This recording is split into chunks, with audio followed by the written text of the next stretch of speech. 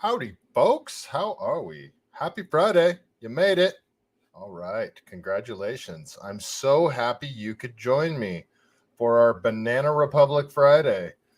The walls are closing in again, guys. They are closing in. What do you think? You think it's going to happen this time? They're going to lock them up? I don't know. This is all jokes aside, this is a bad day. It's just not a good look. Not a good look at all. We got a ton to get into. I'm so glad you could join me. This is episode number 29 of CaliBased, and I can't believe it's episode 29 already. If you enjoy the show, please go down there and give that like button a tap. But let's get right into it because I was 2 minutes late.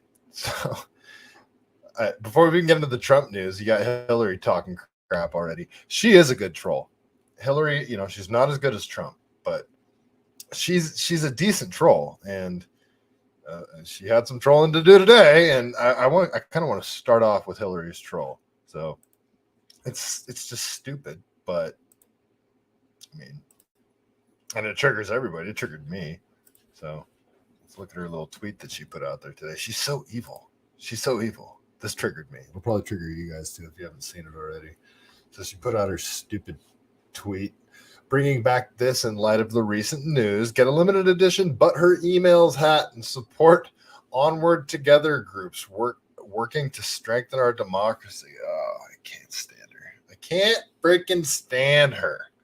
So I saw this gem floating around earlier, so this had to be my reply to Hillary, because this jam, it's actually got a decent little beat too. But you guys remember this old goodie?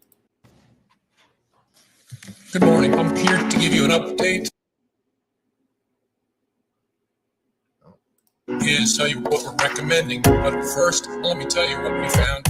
110 emails in 52 email chains have been determined to contain classified information. What difference at this point does it make? 8 of those chains are top secret, 36 of those chains secret, and 8 contain confidential information. What difference at this point does it make? Everything I did was admitted. There was no law, no regulation. Secretary Clinton should have known that an unclassified system was no place for that conversation. I did not email any classified material to anyone on my email. None of these emails should have been on any kind of classified system, not even Gmail. But first of all, nothing was marked classified. To the contrary, Nothing was marked classified. there is evidence that Nothing was marked classified. Now let me tell you what we Oh found. my God. 110 emails. It was not the best choice. 52 email chains It was a mistake. have been determined to contain classified information. What difference at this point does it make? 8 of those chains are top It wasn't secret. the best choice. 6 of those chains I said secret. it was a mistake. And 8 contain confidential information. What difference at this point does it With make? respect to our recommendation, this is going to be an unusual statement in at least a couple of ways. Although there is evidence, our judgment is that no reasonable prosecutor would bring such a case. I have to pause it, even though the song actually is good. But after all of that, you guys remember this. So and the reason is because we would have looked like a banana republic if they actually would have went after Hillary. This was pre-election though. When Comey made this statement, this was pre-election.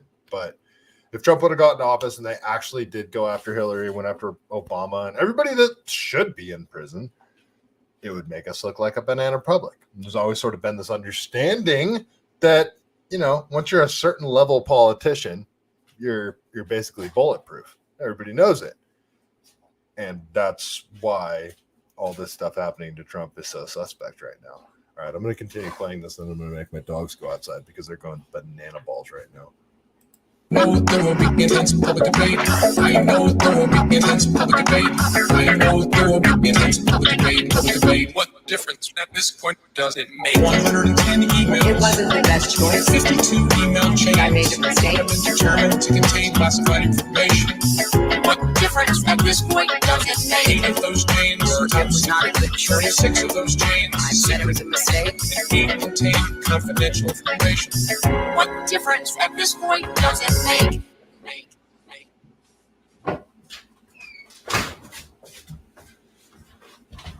So that's always a goodie.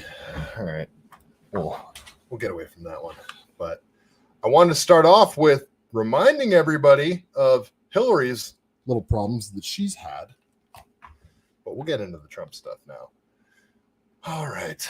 Let's go over to what's actually in this indictment in the first place. Actually, no. Let's go over to Based Elon really quick. Man, he should have been red pilled. That's for darn sure. And he just put out a funny tweet right before the show started, and it's just random with no tweet. It's just a meme. So I've already seen this one before, but it's a good meme. Is it a boy or a girl? We'll let the kindergarten teacher decide. It's just, man, shots fired. Elon is not pulling any punches when it comes to this stuff. So that was funny, but Elon did get himself into trouble a little bit. Was it yesterday? I think it was the day before yesterday. Elon got into trouble a little bit with Top Lobster, and him being so ignorant is the funny part around this, because it was just Elon's autism that just didn't even pay any attention to the tweet, and he just responded to the tweet, and that's what makes it funny, because the tweet was spicy, to say the least. And it's bad. I don't even want to read it because I don't want to get in trouble, but I'm not going to say if it's funny or not. I'll let you guys be the judge. But yeah, so Top Lobster tweeted a picture of Joe Biden looking all old and a picture of Mel Gibson next to him looking jacked. Like Mel Gibson's just super jacked. He's like 60 something. And I'm sure you guys remember the Mel Gibson rant when he got arrested. So Top Lobster decided to put out a tweet saying, you can do adrenochrome or you can hate the Jays. Which way, Western men? And Elon Musk, being completely ignorant to everything, just says, Gibson really is that buff these days? As a question. So that's just, yeah, that happened. That was funny. I think he actually deleted the tweet later, but man, yeah, it's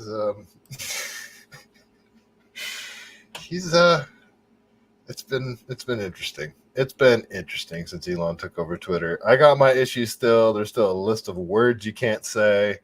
And Top Lobster, the guy that made that tweet right there, he got like a 1-week suspension for talking about shooting Linda Yaccarino into space. So that was interesting, but he got unsuspended. What up, Northside? How you doing?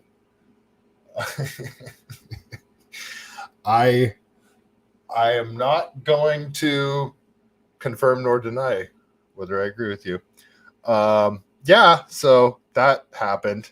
All right, let's get into the Trump stuff. I just wanted to start this off with a little bit of humor because, well, this stuff isn't funny. The Trump stuff, the indictment stuff, I don't even want to talk about this stuff. I really don't. I don't want to talk about Trump anymore. I'm tired of it.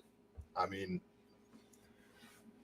I'm not, like right now I'm actually leaning RFK, to be frank with you guys. But I'm not voting, so it doesn't matter. But yeah, anyway, let's get into our Banana Republic stuff. Let's go over to Mario Narwhals. He's the one that seems to break this news most often and do the most in-depth conversations about it. He does a lot of Twitter spaces on it, but they usually divulge into a bunch of name calling and nonsense. So, well, we'll see what Mario Narwhals is reporting over here.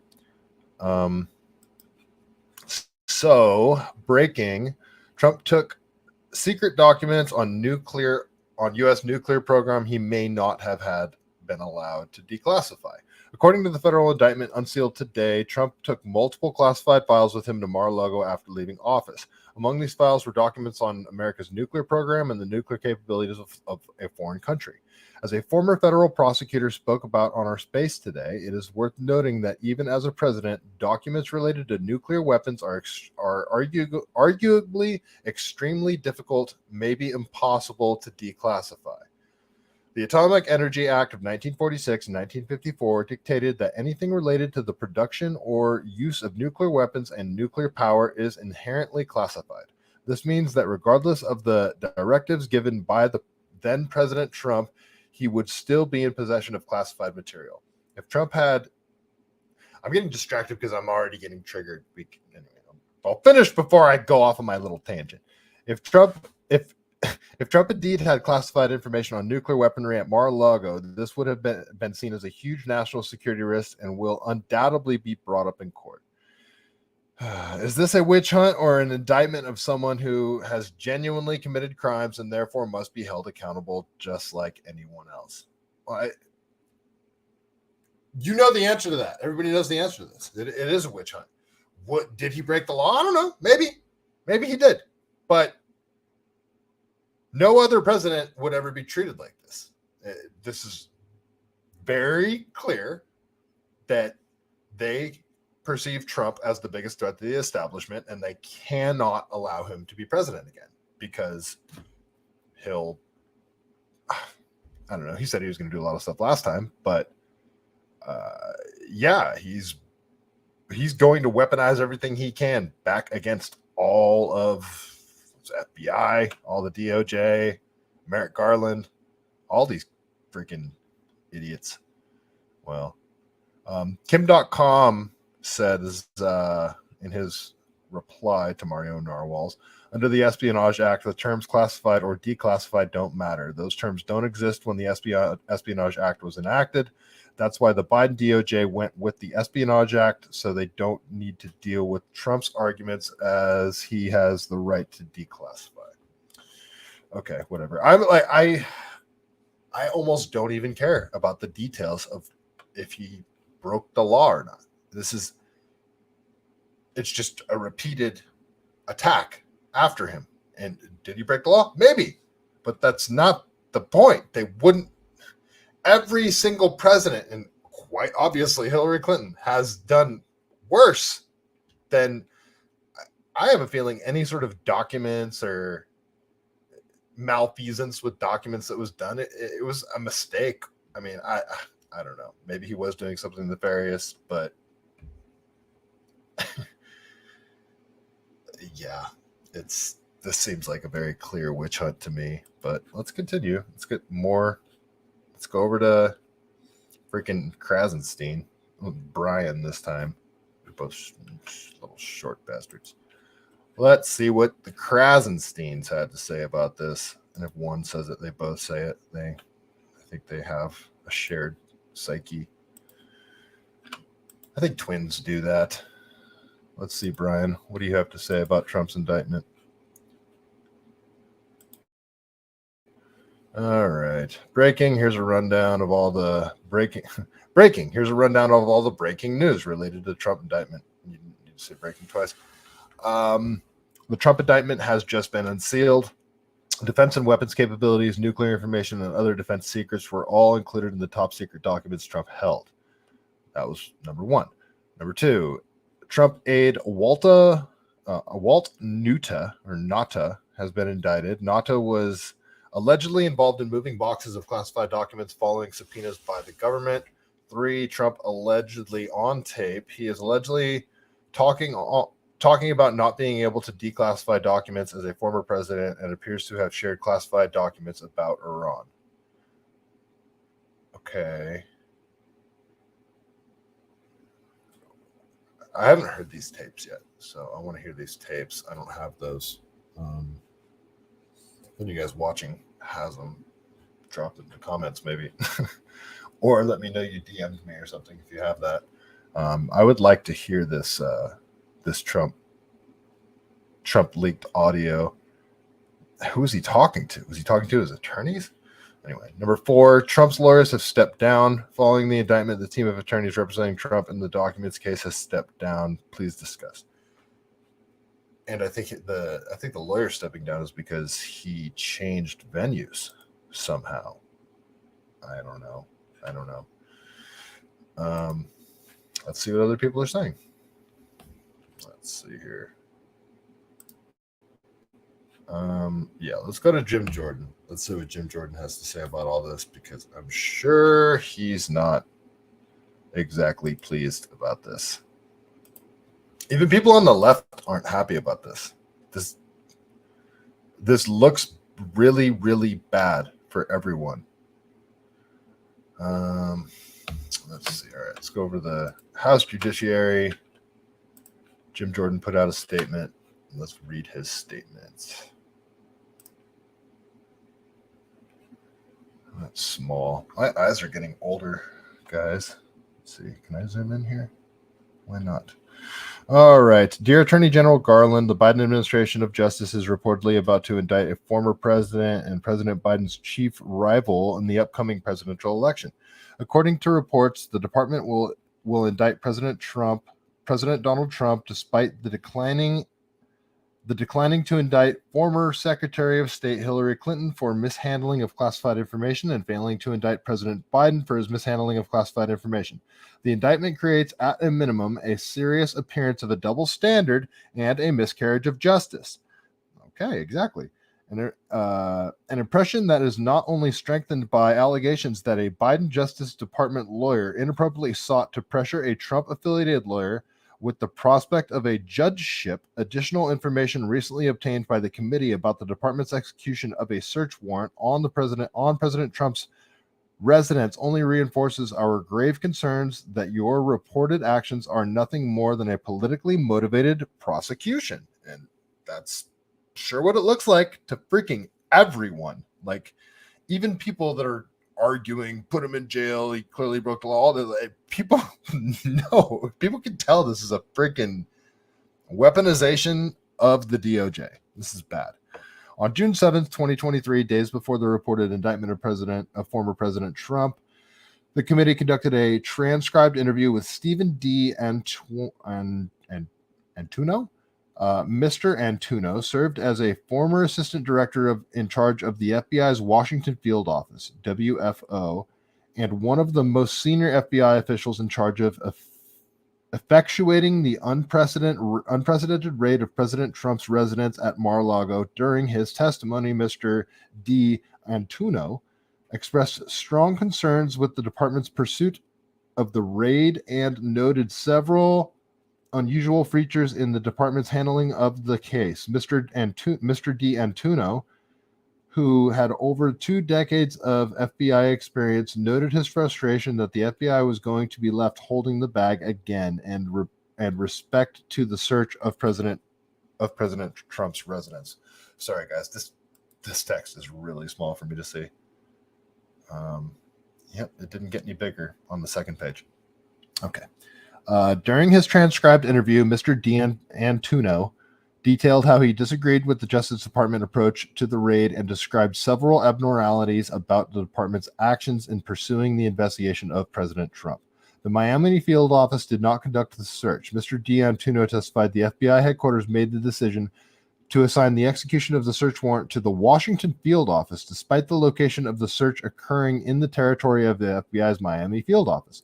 Mr. D. Antuno stated that he had absolutely no idea why the decision was made and questioned why the Miami field office was not taking the lead on this matter. Mr. D. Antuno stated that the FBI learned a lot of stuff from the Crossfire Hurricane investigation, notably that the FBI headquarters does not work the investigation. Notably that the FBI headquarters does not work the investigation. It is supposed to be the field offices working the investigation. Mr. D. Antuno indicated that his concern is that the DOJ was not following the same principles. In fact, as recently as May 2023, in response to reports of Special Counsel Durham, the FBI asserted that investigations should be run out of the field office and not the Washington, D.C. office. Yeah, okay. Mr. D. Antuno Mr. D'Antuno, it was unusual to not have a U.S. attorney assigned to an investigative matter, especially a matter of this magnitude. He explained that he didn't understand why there wasn't a U.S. attorney assigned and raised his concern a lot with the department of officials because this was out of the ordinary. Mr. D'Antuno indicated that he never got a good answer and was told by the National Security Division would be handling this matter, with Jay Bratt, who leads the department's counterintelligence division, as the lead prosecutor on the case. Mr. Bratt, as the same department lawyer who allegedly improperly pressured the lawyer representing an employee of Mr. President Trump, Mr. D'Antuno again noted that his concern regarding lessons from the Crossfire Hurricane, that the Justice Department was not following the principle that headquarters does not work the investigation. The FBI does not first seek consent to effectuate the search, Mr. D'Antuno recounted a meeting between the FBI and the department of officials during which the department assertively pushed for the FBI's promptly execute the search warrant. I'm sorry. Mr. D'Antuno recounted a meeting between the FBI department and department officials during which the department assertively pushed the FBI to promptly execute the search warrant based upon his over 20-year tenure at the FBI. Mr. D'Antuno testified that he believed the FBI, continued on the next page. He believed that the FBI, prior to resorting to a search warrant, should have sought consent to search the premises. He testified that this outcome would have been the best thing for all parties involved, the FBI, the former President Trump, and for the country. Mr. D'Antuno indicated a belief that either you or Director Christopher Wray made the decision to seek a search warrant despite opposition from the line agents working the case in the WFO. Following that meeting, Mr. D'Antuno described the Justice Department counterintelligence officials George Toscas, who also reportedly worked on the Crossfire Hurricane and Clinton investigations, told him that the FBI agents were recently to execute the warrant. Mr. D'Antuno pushed back on the department for trying to unilaterally allocate FBI resources. My apologies. The FBI refused to wait for President Trump's attorney to be present before executing the search. Mr. D'Antuno testified that the FBI sought to exclude President Trump's attorney from the search, a move with which Mr. D'Antuno disagreed. Mr. D'Antuno believed that the FBI should have worked with the attorney to get consent to search the residence prior to seeking a warrant for the search. Mr. D'Antuno believes that there was a good likelihood that they could have gotten consent. Yeah, they wanted the optics. They wanted to say, we got a warrant, we're raiding the place. They wanted the show. Anyway, the committee previously requested information and documents related to the FBI's raid of President Trump's home, which the department had refused to provide. In light of this testimony and the department's failure to respond to previous oversight requests, we write to renew the supplement our request for documents necessary for our oversight. Specifically, we ask that you produce the following information: all documents and communications referring or relating to meetings between the FBI and Justice Department officials prior to the execution of the search warrant on President Trump's private residence, all documents and communications referring or relating to the execution of search warrant of President Trump's private residence, including those sent or received by the following FBI Justice Department officials: Paul Abinati,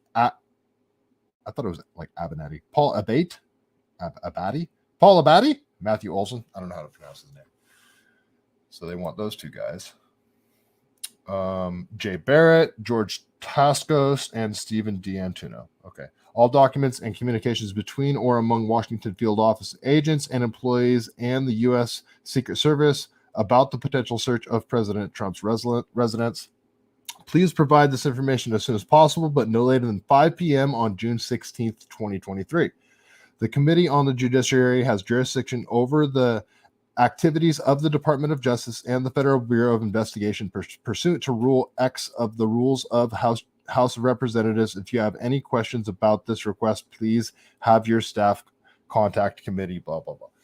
All right. Yeah. And they do have, the FBI is not cooperating with them either. It sounds like they got a mutiny within the FBI between field offices. And it looks like the Washington field office is trying to just run roughshod over everyone. So, yeah, that doesn't look great either. So,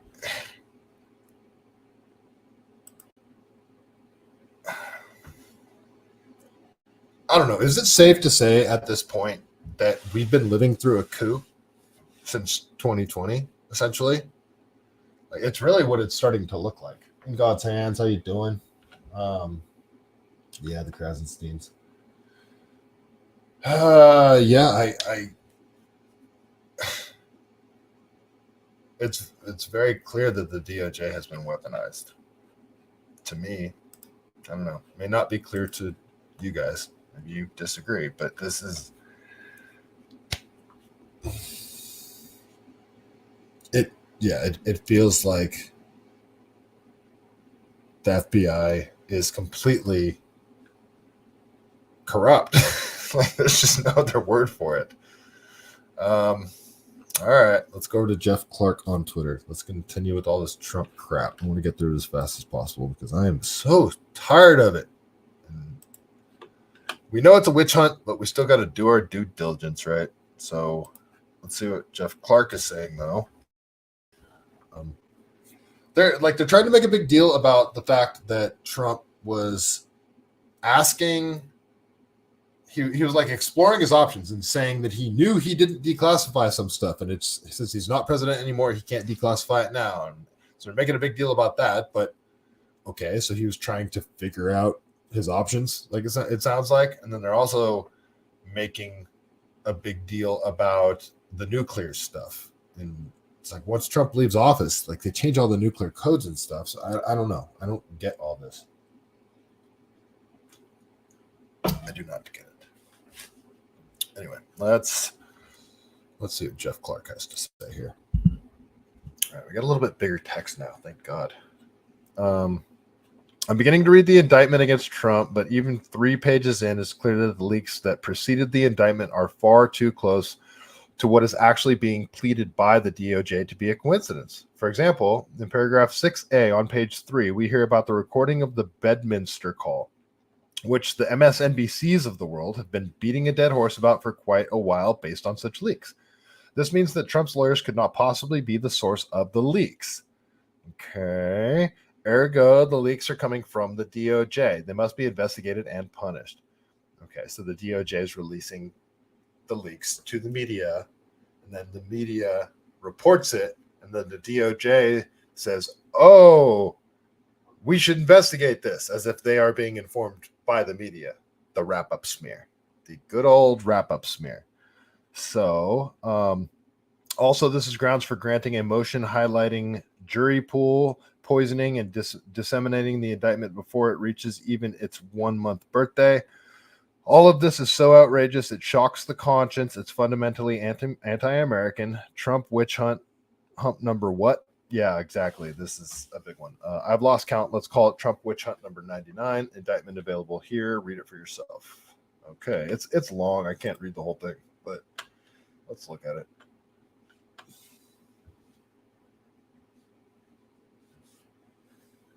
All right. Yeah, it's a lot of pages, I think. Yeah. I didn't have time to read this whole thing. And I didn't read any of it. But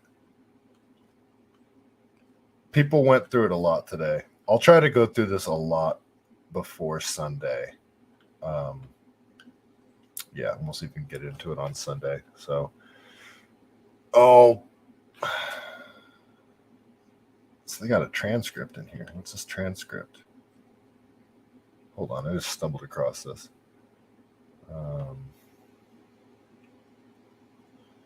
This is Walt Nauta. That's the guy that I remember them talking about that. In a matter familiar with jurisdiction of the executive branch, the United States government did knowingly and willfully make a materially false, fictitious, and fraudulent statement and representations, that is, in the voluntary interview during the federal criminal investigation being conducted by the FBI. Nauta was asked the following questions and gave the following false answers. Are you aware of any boxes being brought to his home? his suite. No. Okay, and then they're saying this is the guy they're saying that moved the boxes, and they're saying he lied about moving the boxes. Okay, that's okay. I just randomly scrolled to that page, but yeah, so they're trying to find any law that he broke or any rule that they're just straddling that line. They're looking for anything they can to go after him for. It's like just throw as much crap against the wall as possible, and something's bound to stick. And then just, Trump being investigated ever since he's been into office, and now, 2 years out of office, everybody thinks he's the most corrupt guy on earth when it should be the exact opposite, because nothing has stuck to him. Like this is the most investigated man on earth in history. And still, this is what they got. These documents. Like, jeez, this is okay if you say so. So, all right, we'll get off of Jack Clark on here on Twitter. So the wrap-ups here. So it appears that Jeff Clark is insinuating that the DOJ actually leaked those documents to the media, and then the DOJ will it's the wrap-up smear. So let me give a little reminder of what the wrap-up smear is. Let's listen to good old drunk Nancy talk about it.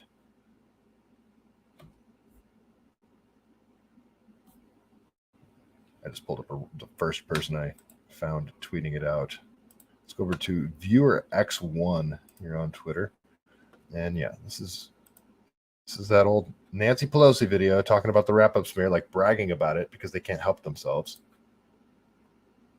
Tactic. It's a self-fulfilling prophecy. You demonize, and then we call it the wrap-up smear. If you want to talk politics, call it the wrap-up smear. You smear somebody with falsehoods and all the rest, and then you merchandise it.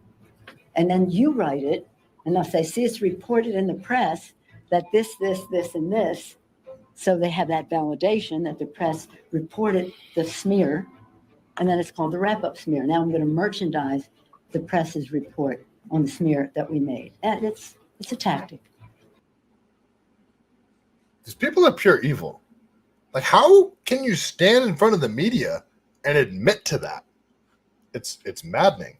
It's insane. They do not care. It's right in your face. But that's been floating around forever. So it appears that that's how this investigation started, was with leaks by the DOJ to the media and the whole circular crap. All right, let's go to even the number one propagandist, Rachel Maddow. Even she thinks this. She has an idea of what this might actually be about, like what they would look for in a plea agreement. Indict Trump, try and get him to go for a plea deal. And what would that plea deal look like? Well, here's Aaron Matei. Trump-Russia conspiracy theorist Rachel Maddow says you have to wonder if the DOJ would drop Trump's case in exchange for him never running for office again. And Lawrence, whatever his name is, can't remember, reminds her that this is exactly what Trump accuses the DOJ of trying to achieve. So she's so dumb. Like, you can tell that's what she wants. You have to wonder if the Justice Department is considering whether there is some political solution to this criminal problem, whether part of the issue here is not just that Trump has committed crimes, but that Trump has committed crimes and plans on being back in the White House.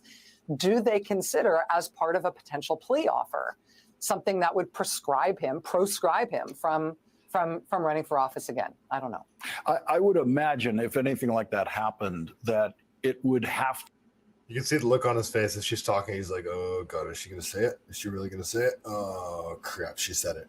To come from the defense side of the negotiation, that the Trump team would say, oh, by the way, and with this, we will also, drop out of the race for president. Otherwise, it would put the Justice Department in this position that Donald Trump claims they're in. He claims they're trying to stop him, simply trying to stop him.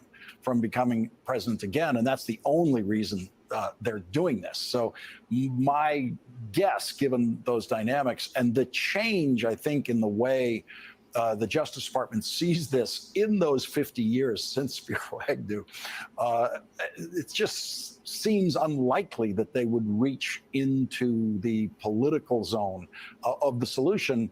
Our politics does have to find a solution to this, but it might have. It's you can say it seems unlikely because you can see him thinking, and it says like they wouldn't be that stupid, would they?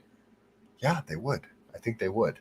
I think they would be stupid enough to actually say, look, we got you dead to rights with these documents here. But if you just agree to not run for president again, we'll make it all go away. So I think they would be dumb enough to do that. And Trump would be like, nope, gotcha. No, there it is, right there.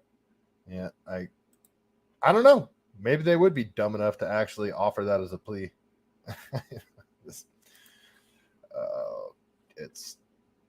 It's funny that they're even saying, well, Trump, that's what Trump's accusing them of. It's funny that they're even saying that because them saying that makes people say, well, is there any truth to that? Because that sounds kind of plausible, especially after all of the Russia stuff has been disproven. So, yeah, interesting. What up, Jess Core? Yeah, she's evil as hell. I don't even think it's that she's evil. I think the Rachel Maddow is the good old cognitive dissonance crap, and it's the banality of evil. She's not actively evil; she's passively evil. There is a big difference. Like there's the actively evil people, like the Podestas and the Epsteins and the Gateses of the world. Well, yeah, I'm going to call them actively evil too. But then there's the people that are just so wrapped up in thinking they're actually doing a good thing that they end up doing evil crap and propagating evil, like Rachel Maddow. All right, I want to go over to Dan Bongino because he sort of sums things up for everybody. Let's see. Hold on. Let me close this one out really quick. Yeah. Sorry, folks. I don't want to get mixed up. I have to let stuff go as I close it. Let's go over to Trash Discourse here on Twitter. He just shared a quick clip of Dan Bongino. Dan Bongino liked one of my tweets earlier this week, and it made me happy. Alrighty. Yeah, let's listen to what Dan thinks this whole thing's about. Prove or classified while charging him under the Espionage Act, or that's what allegedly is going to happen. Oops. Sorry. So what are they really covering up by accusing Donald Trump of holding classified documents that magically they can't prove or classify while charging him under the Espionage Act, or that's what allegedly is going to happen? Folks, they're covering up this $5 million alleged bribe from Ukraine to the Biden crime family. They are hiding the Ukraine connection. Now, how does this relate to the classified documents, Flipperoo? So what are they really covering up by accusing Donald Trump? I love Dan Bongino's little sayings that he has, like Flipperoo and Joey Bag of Donuts. Like Joey Bag of Donuts is such a fun one. So yeah, the whole whistleblower thing about alleged proof of a payment directly to Joe Biden, not like a payment to Hunter Biden, but a direct payment to the big guy of $5 million.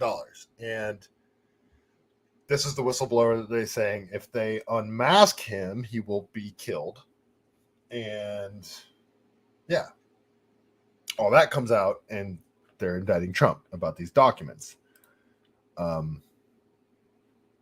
Yeah, so we'll get into. Let's see what Byron Daniels has to say about this, and then we'll actually look at what Trump's responses have been over on Truth Social. He needs to get back on Twitter now. Like, I don't know what he is messing around with. I don't know what deal he has with Truth Social, but he needs to figure this crap out because he needs to be back on Twitter now. There's too much of a delay between him putting out a truth and people like retweeting on Twitter. He needs to be able to talk directly to the people. Put videos out on Twitter, talk directly to the people. He can go live on Twitter now. Like, I don't know what he is thinking. He needs to be back on Twitter. Elon wants him back on Twitter too, because Trump comes back on Twitter, that's going to bring people to Twitter. Like, lots of people. Probably being libs back to Twitter that have already left as well. All right, so Byron Donalds, this is what he has to say on Twitter.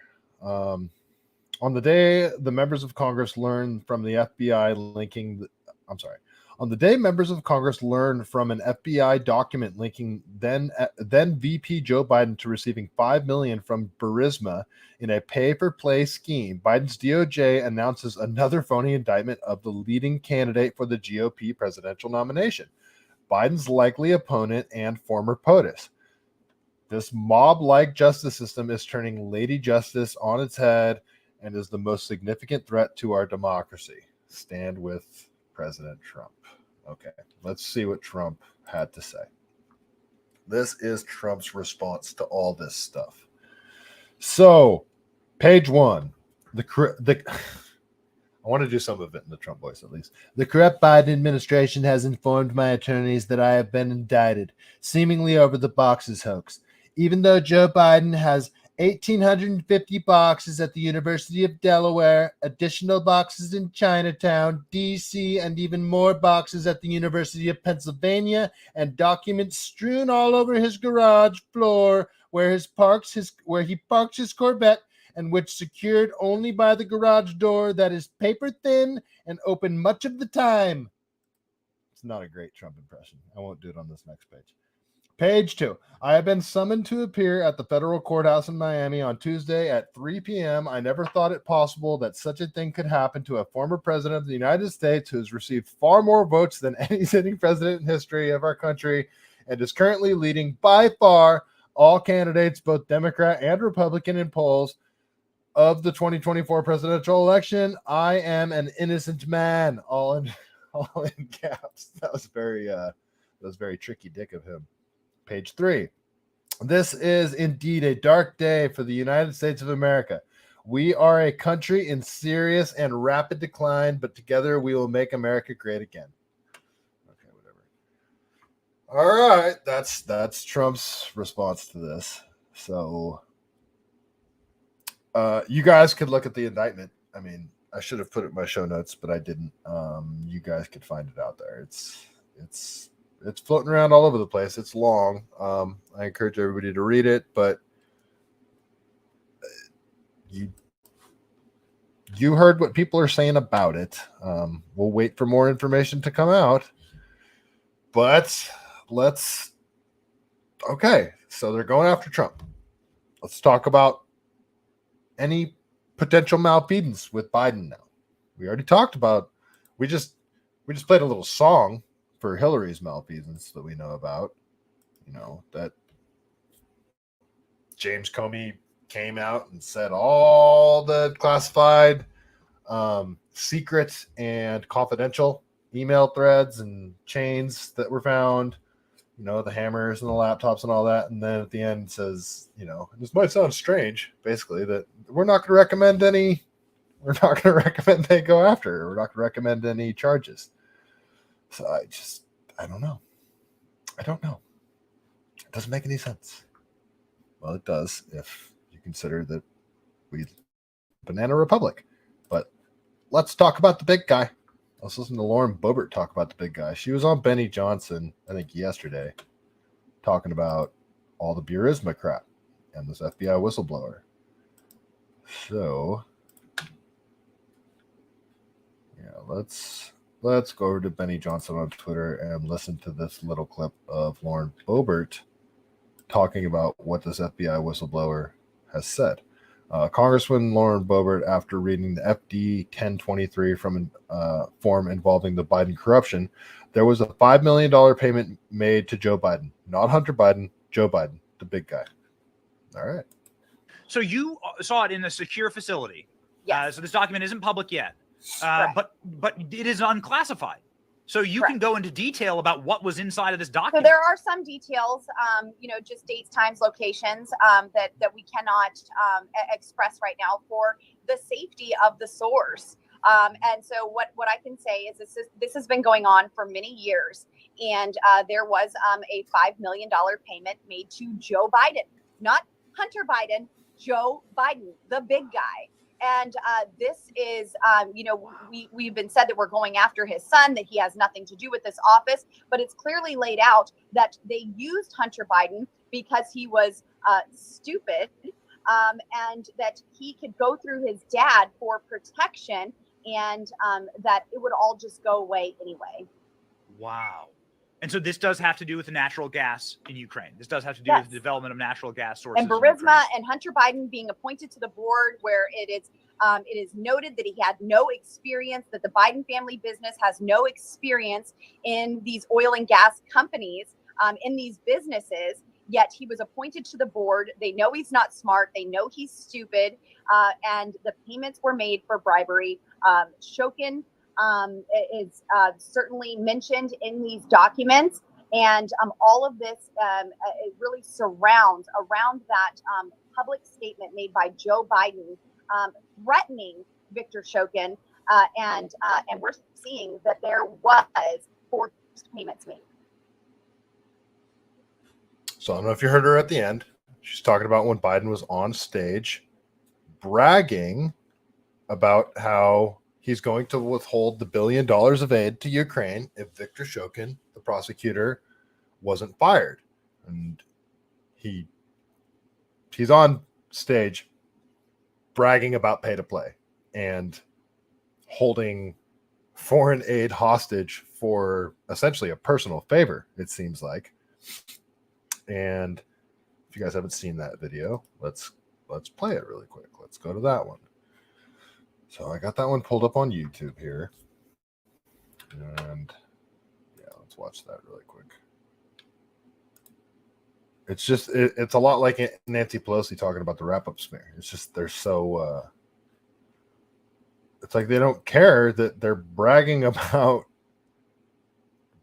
like straight up corruption. And this isn't legal, what he's saying. But all right, so in 2006, Ukrainian prosecutor General Victor Shokin, in his investigation of the corruption involving Burisma Holdings, a natural gas company, identifying Hunter Biden as a recipient of over $3 million from the company. We'll continue.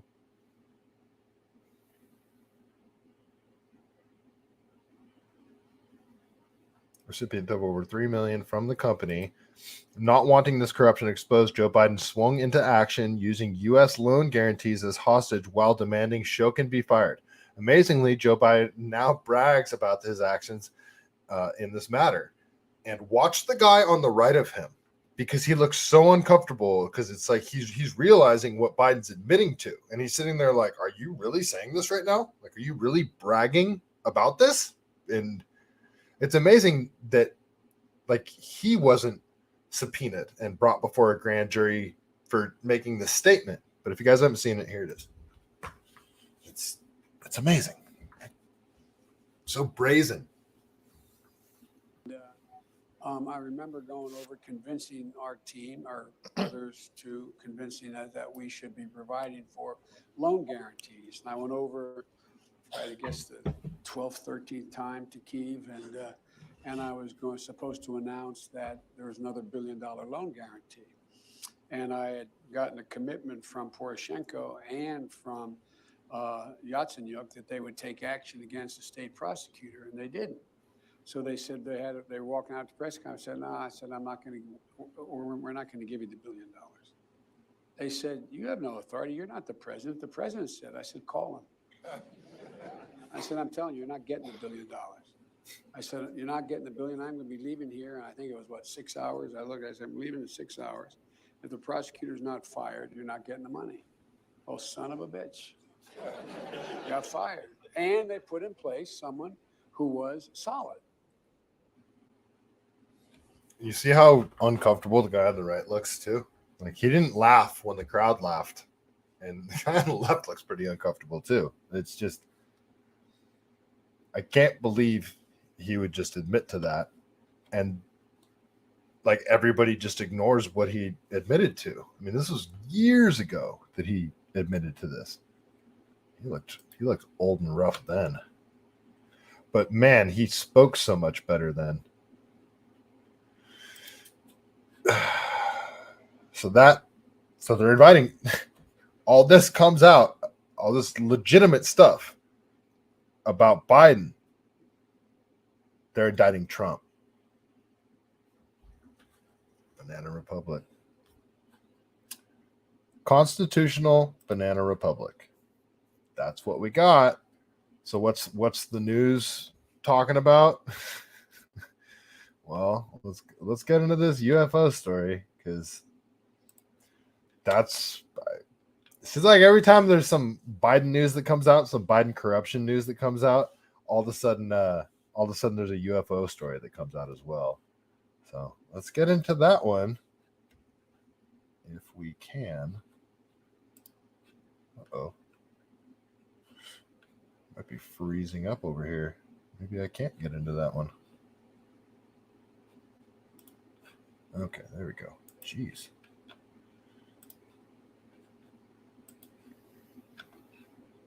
All right, let's talk about some UFOs. Apparently one crash landed. Okay, let's watch this stupid video.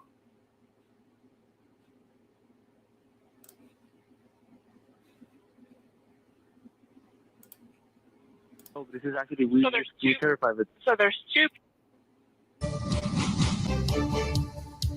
It is the police call everybody will be talking about. Thanks for joining us here at 6 o'clock. I'm Denise Valdez. I'm Brian Loftus. A family says something crashed into their backyard, prompting them to call 911, saying they saw creatures walking around. Our 8 News Now investigators digging into this for weeks now. And tonight, our David Sharns with the video you will. They saw creatures walking around. What is with this guy? Will only see on 8 News Now. David? Right, Denise, sources telling the 8 News Now investigators that several agencies believe something landed or crashed. Whether it was non-humans or not, it certainly scared the people living on this property. Now, before we show you that video, listen to their call for help. There's like an 8-foot person beside it, and another one's inside, and it has big eyes and looking at us, and it's still there. Okay, where is this on your property? In my backyard. I swear to God, this is not a joke. This is actually we're terrified with. So there's two people or two subjects that are in your backyard? Correct, and they're very large. They're like 8 foot, 9 feet, 10 foot. I don't know. They look like aliens to us. Big eyes. They have big eyes, like I can't explain it, and big mouth. They're shiny eyes and they're not human. They're 100% they're not human. Okay. Well, the 8 News Now investigators obtaining video as officers then responded to the call you just heard. You'll see the officers also saw something in the sky that night, but the big question is, what was it, and is it all connected? Leave her alone. It's almost midnight on May 1st when a Las Vegas Metro police officer's body cam catches this, something flashing low in the sky. 911 emergency. Minutes later, There's like an 8-foot person beside it, and another one's inside, and it has big eyes and looking at us, and it's still there. someone calls 911 reporting 2 large figures That sure looked like a shooting star to me, but whatever. in their backyard. No, I'm still nervous right now. The 8 News Now investigators obtaining another officer's video as he's sent to the Northwest Valley home. I have butterflies, bro. Everyone saw a shooting star. Then these people say there's aliens in their backyard. By now, it's more than an hour after that bright light. Officers meeting up with the caller and his family. What'd you see? It was like a big creature. A big creature? Yeah, like around 10 feet tall. I'm not going to BS you guys. One of my partners said they saw something fall out of the sky too, so that's why I'm kind of curious. Did you see anything land in your backyard, or they see like a big? That's what they say. They see like a big something with light. What I saw right now, I do believe in it. Police walk into the backyard to investigate, but Metro blacked out. Hey, I'm just going to give you guys some advice. I don't care if a flying saucer and aliens land in your backyard. Don't let the cops in your backyard. Don't. I don't care if there's aliens back there. Don't let the cops in your backyard. That part of the video because it's considered private property. What's clear, they're taking this call seriously. Hey, this might sound like a really dumb question, but did you guys see anything fall out of the sky? Asking others what they saw. I would normally discount it as nothing. However, seeing as one of my partners said they saw it too, only reason I'm actually investigating it further. That investigation turning up no concrete answers as of Wednesday. Whatever or whoever fell into that yard, long gone within minutes. Oh, hey, if those 9-foot beings come back, don't call us, all right? Deal with it yourself. I ain't dealing with that. So yeah, this is quite weird, Brian was saying as we're watching this story. Now, we've been in contact with the family in that video, and as you heard in that 911 call, they seem very reasonable and honestly quite scared as you heard them in the call. No, they don't seem impaired in any way. And whatever crashed by the time that police got there was gone, but sources say that there's really no dispute. Something was in their yard. Exactly what? We do not know. I mean, it's so interesting. So like the Metro officer sees something, the neighbor sees something. I mean, so what could it be? Well, we know that there are obviously a lot of military bases around this area. George Knapp covers a lot of that stuff for us on the 80s Now Investigators. We're showing you drone video from above that area. And we know, of course, Creech not far away, Nellis Air Force Base not far. I checked in with them. They say they are not involved at all. And we are waiting to hear from the Pentagon as well.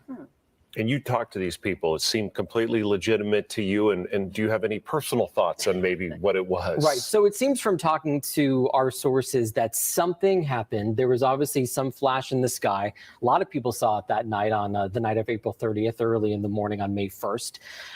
Did that exact thing land in their yard? I don't know. But these people said they saw some SUV circling the area. Could this have...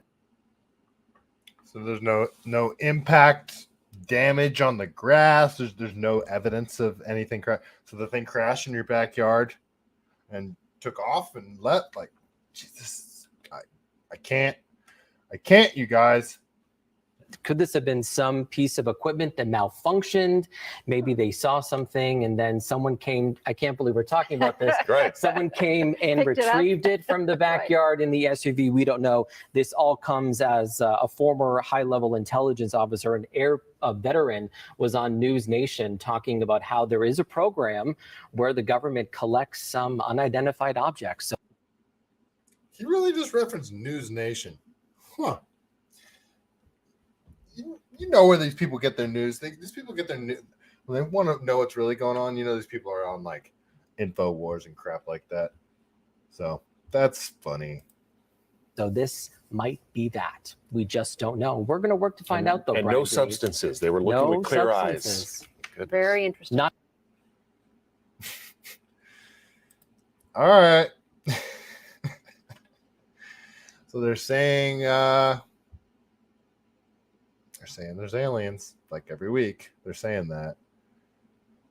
Meanwhile, I think they just announced another whole bunch of money, $1 trillion.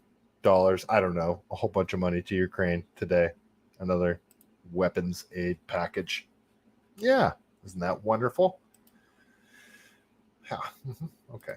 So, you guys hear about this freaking Gavin Newsom 28th Amendment crap that he came out with that he wants to do a couple of days ago?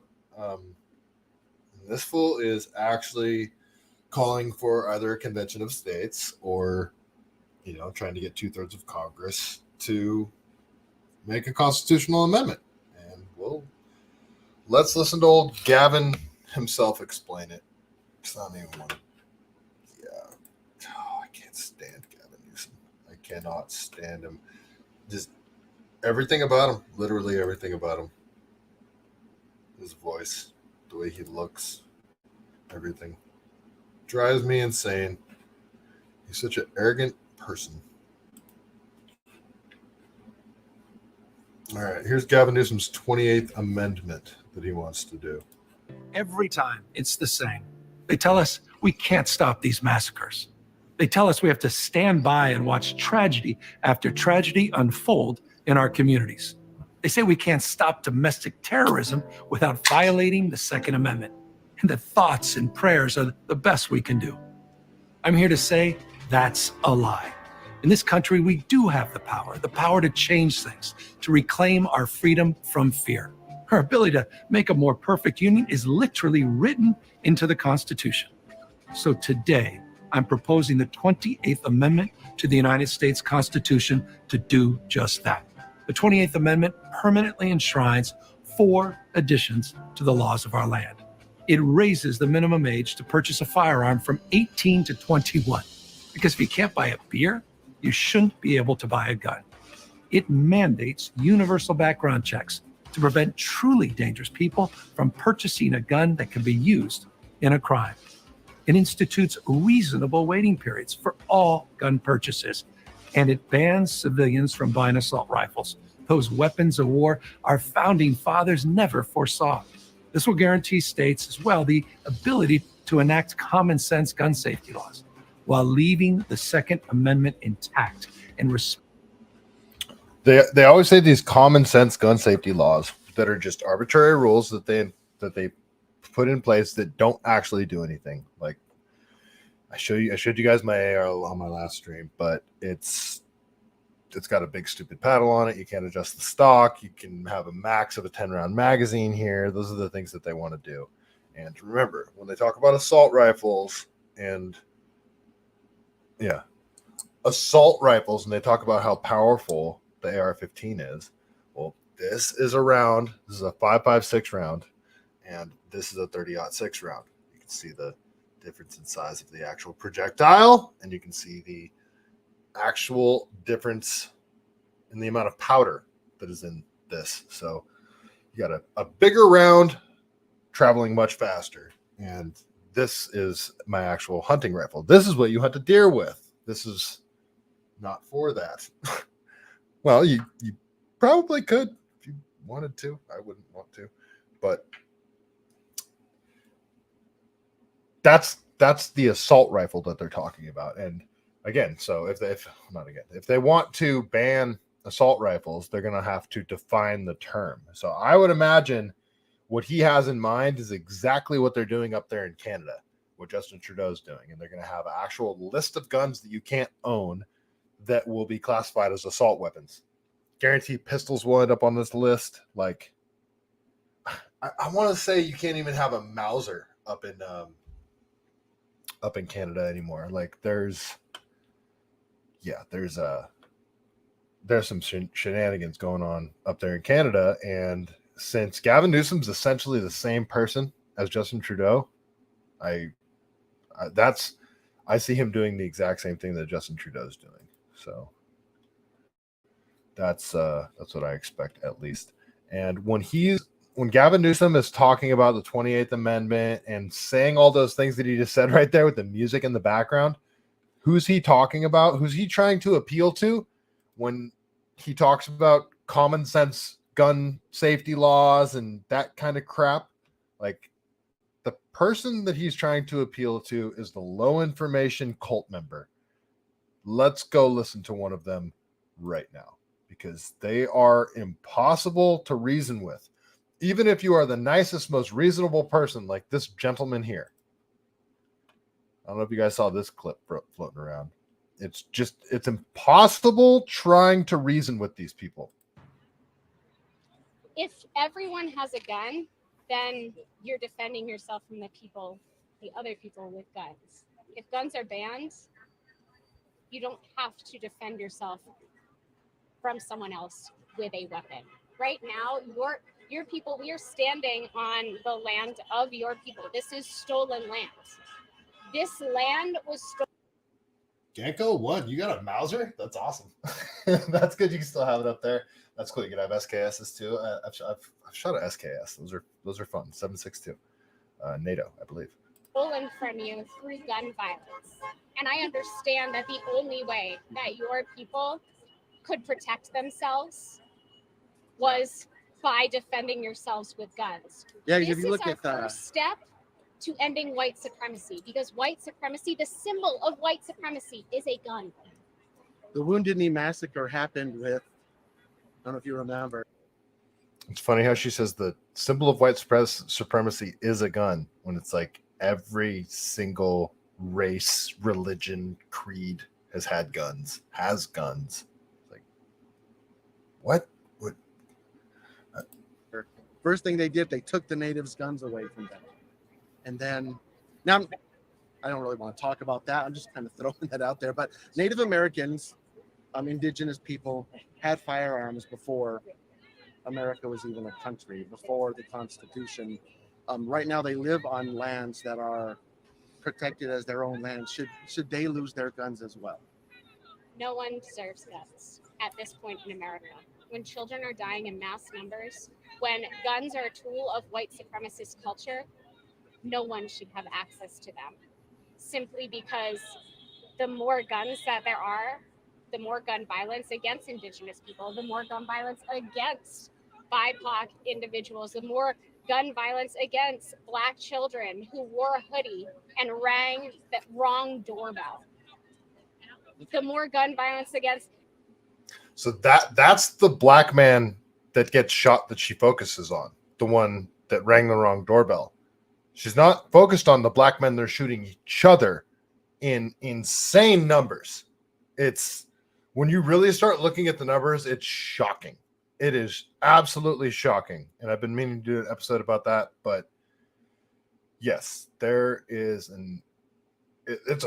there's some places where it's a freaking war zone. Like gang violence is extreme, and it seems to be getting worse in certain areas. Particularly Oakland is bad right now. Indigenous women who are stolen, who are shuttled into really, really harmful cultures of sex trafficking. So the proliferation of guns in America, sure, we use guns to build this country. This soil is doused in the blood of your ancestors.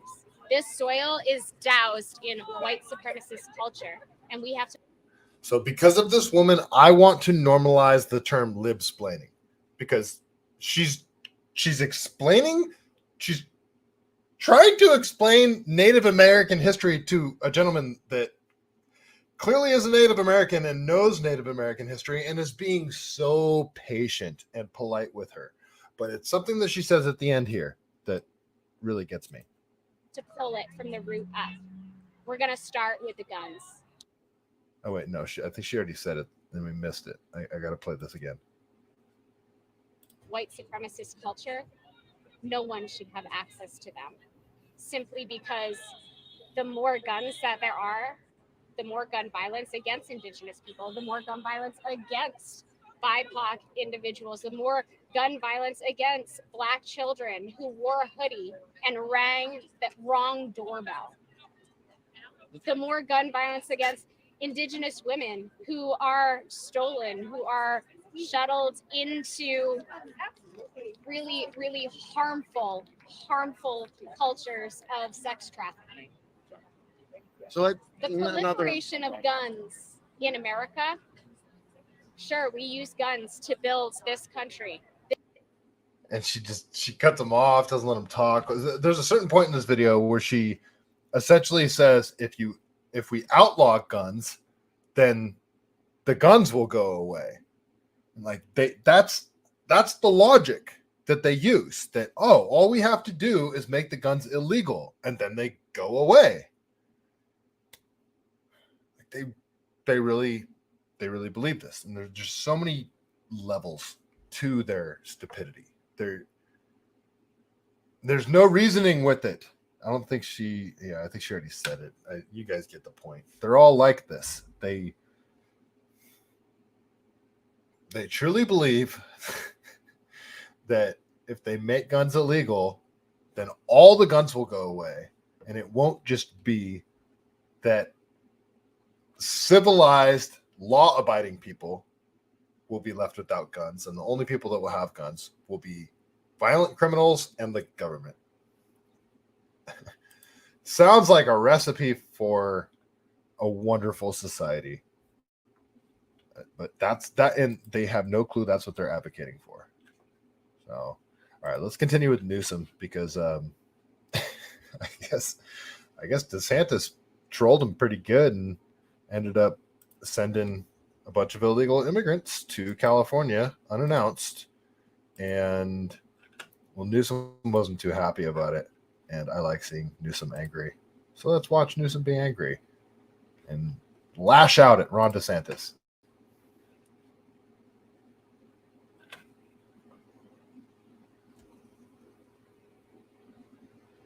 Yeah, she was bad. Jess Core, Gecko One. You guys are getting spicy in the chat. I like it.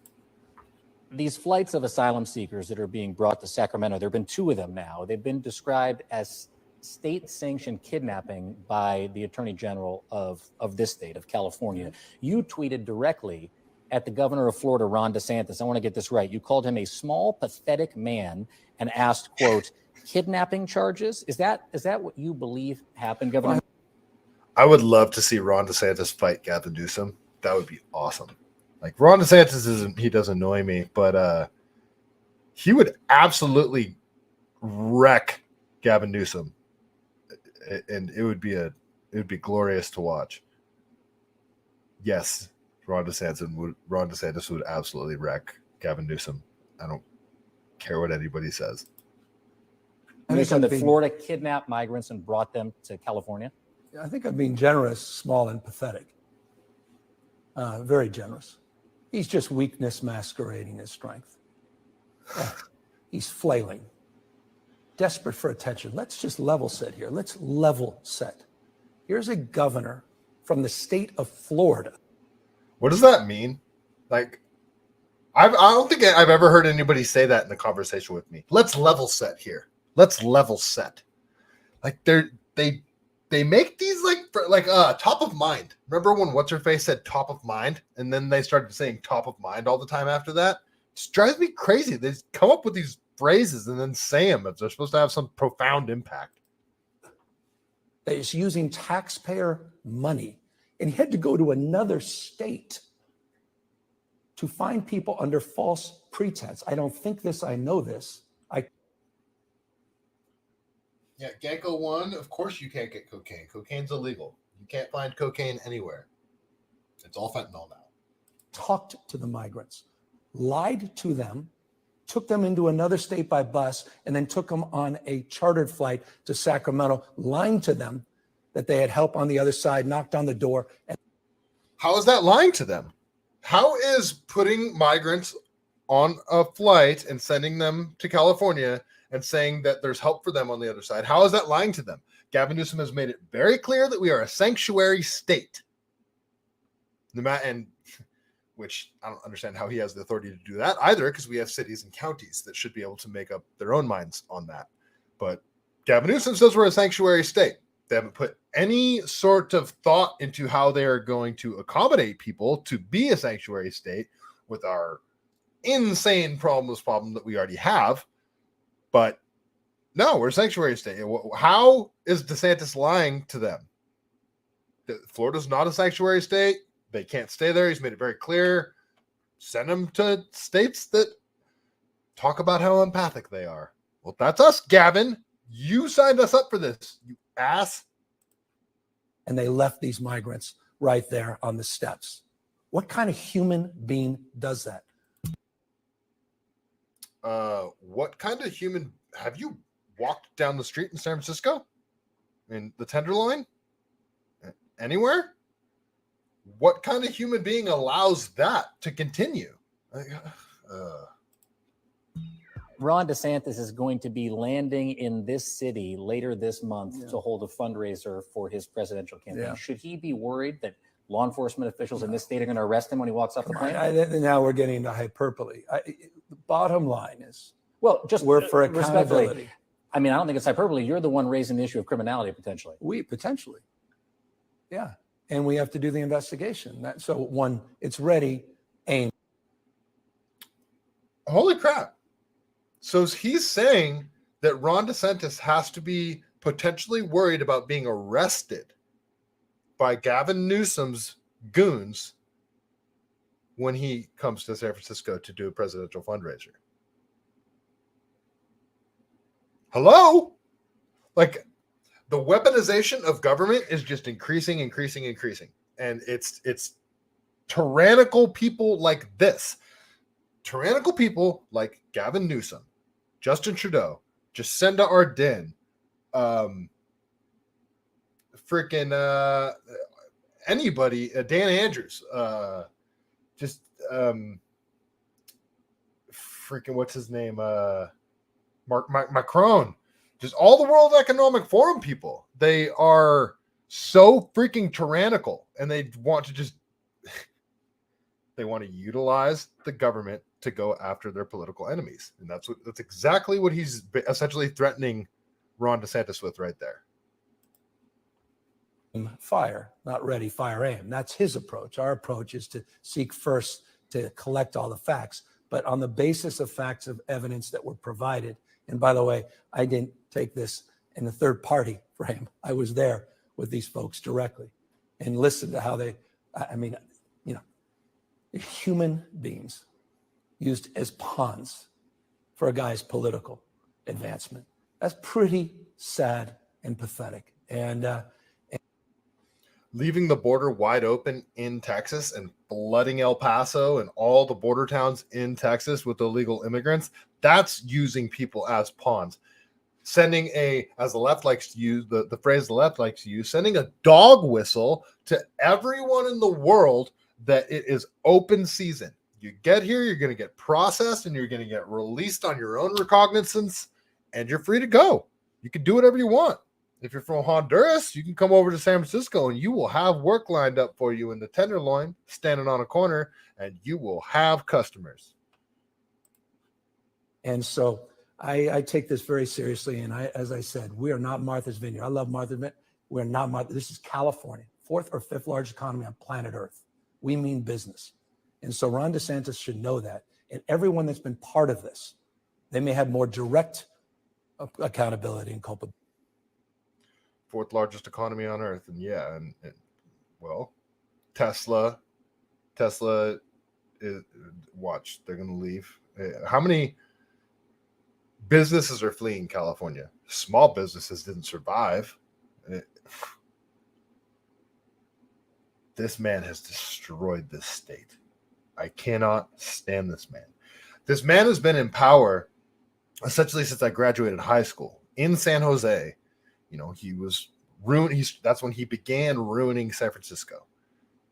And once he did that, somehow he got elected to the highest office in our state. And again, California is extremely powerful. It's like the 7th, if it was a country, it'd be like the 7th largest country or something like that. In like you just said, the 4th largest economy in the world. He's completely destroyed it. And it's been the majority of my lifetime that I've had to watch. I've had to go from when I was 15, 16 years old. It was safe for me to take Caltrain from San Jose to San Francisco and spend the weekend with my buddy Lauren, and I have maybe $25 to my name for the weekend, and that's including my train fare. And I get there, and it's relatively safe. You can travel wherever you want, and my dad didn't worry about it. There's no way, I don't think, a Bay Area parent would allow their 15, 16-year-old son to take a train from San Jose to San Francisco and just spend the weekend all willy-nilly. I don't think parents would be willing to do that now. I don't know. My dad was kind of awesome too, so maybe shouldn't have been doing it then. But all right, last 10 seconds. This is stupid Gavin talk. Should know we mean business, and we're not backing away from getting the facts and holding those accountable if they broke the laws of the state of California.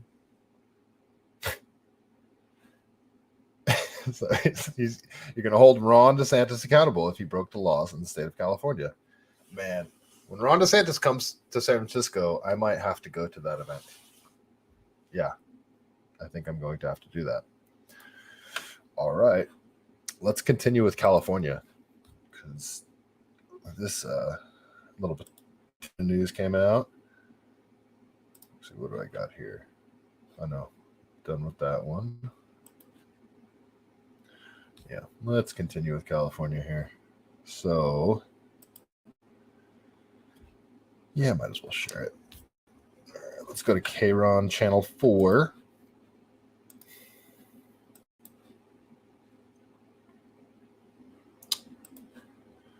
All right, so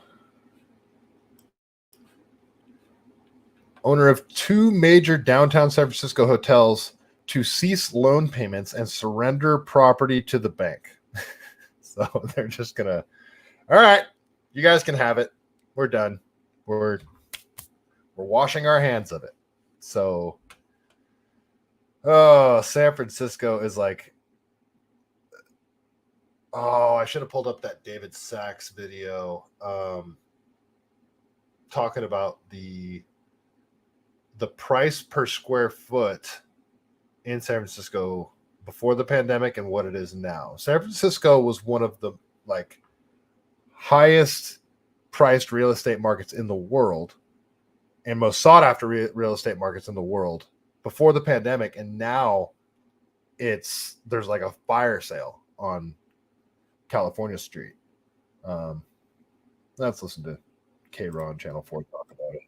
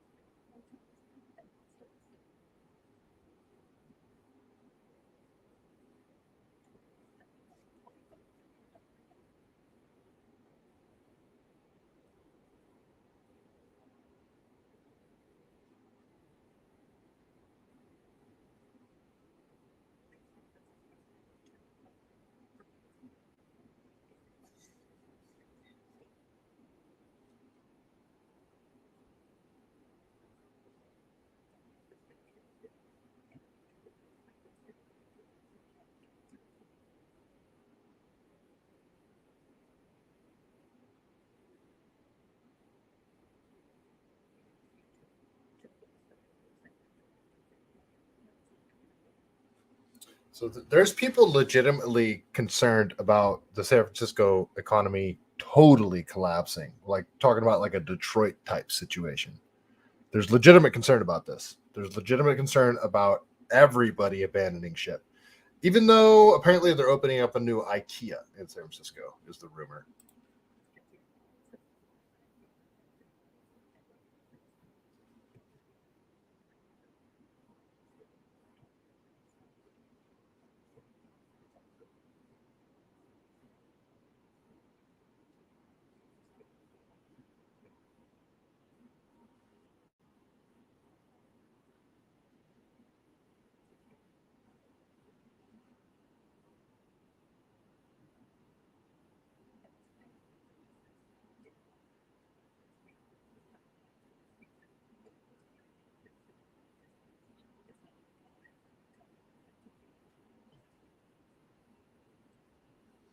I need to look up the tourism numbers, and this summer is going to be very telling.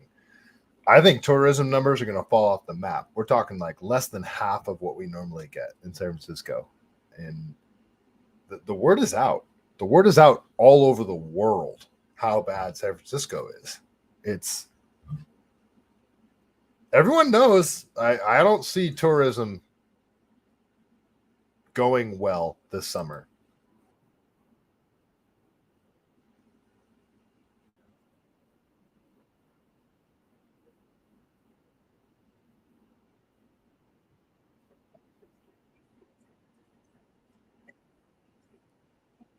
And that Nordstrom's is iconic, by the way. Like the architecture, the staircase in that Nordstrom's is just awesome. The IKEA, though, apparently there's going to be a new IKEA opened up, and I just like you guys know IKEA. You have to walk through the whole thing. I hate IKEA, but you got to walk through like the display, for everything to get through the damn store. They open one of those up in San Francisco. I can almost guarantee that you're going to get homeless people sleeping in those displays. They're going to go in there and because of San Francisco laws, who's going to get them out? Like, I see this turning into the funniest in a dark way thing. And IKEA in San Francisco is a recipe for hilarity.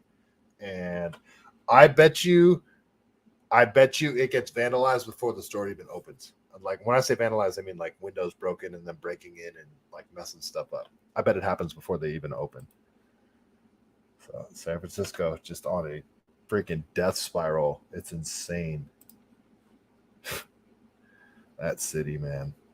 That freaking city is, I don't want to say doomed, but it's going to be a very long road to recovery. Yeah, I'm not even going to pull this one up. It's the same story, different. It's from MSN, but yeah, San Francisco Hilton investor will stop making loan payments. So yeah, it's just another big blow to the city, and they are going to continue. Like, this is just starting. It's going to be blow after blow after blow. I mean,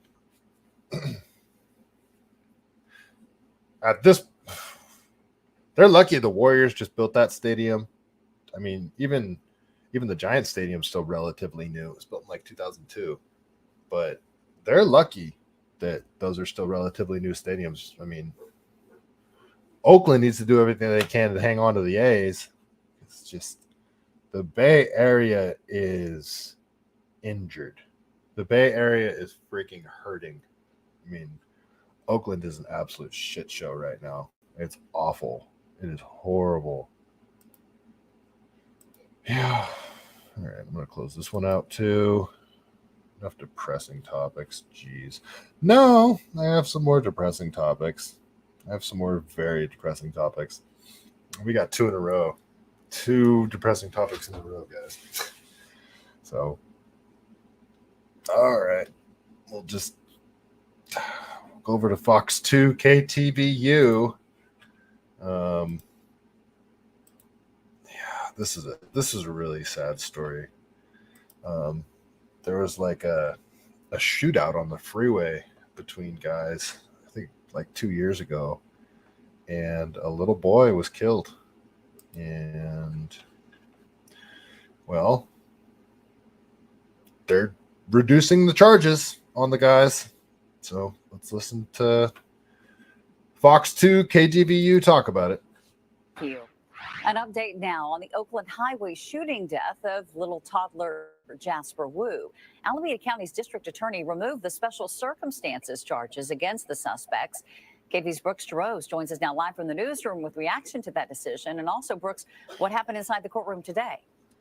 Well, Heather, just hours ago, all 3 men initially charged in this murder case by the former Alameda County district attorney appeared briefly before a judge, and all have now had charges either dropped or reduced. An Oakland freeway shootout and a stray bullet that killed toddler Jasper Wu in November 2021.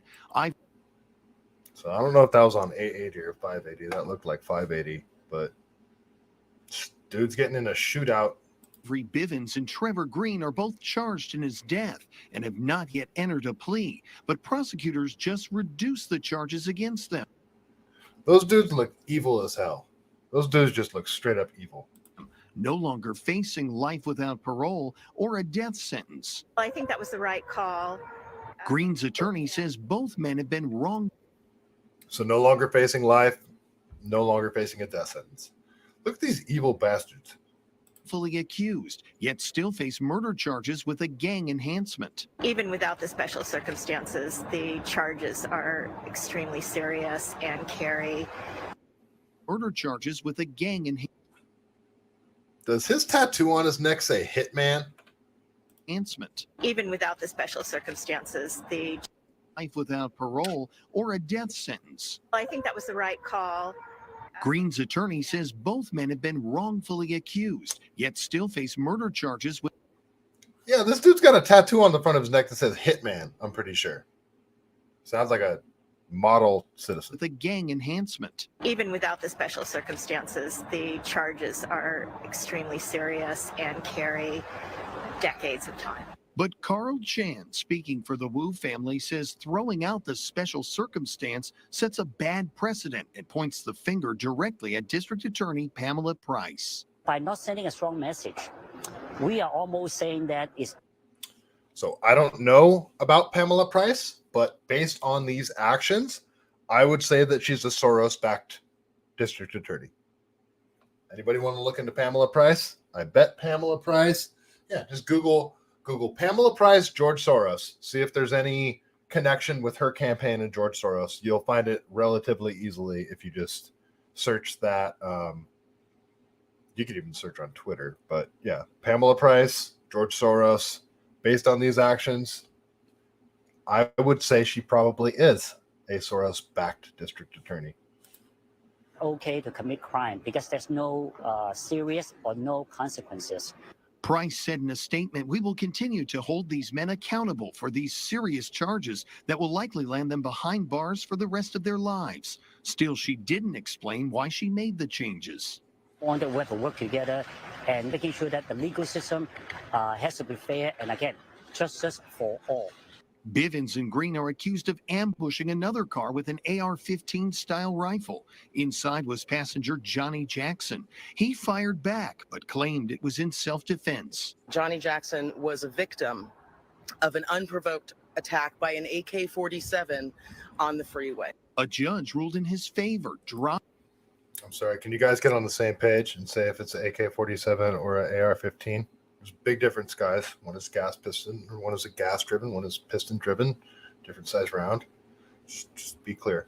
An attempted murder charge. The defendant turned victim pleaded guilty Thursday to being a felon in possession of a firearm. He could face 6 years behind bars. He did nothing to cause the death of the child. But nothing will bring back Jasper Wu, motivating the family to push for the maximum penalties, now feeling disappointed and knowing since his death, freeway shootings have persisted. They really wish. Look at this kid. Look at this adorable, sweet little kid that is dead because of these assholes.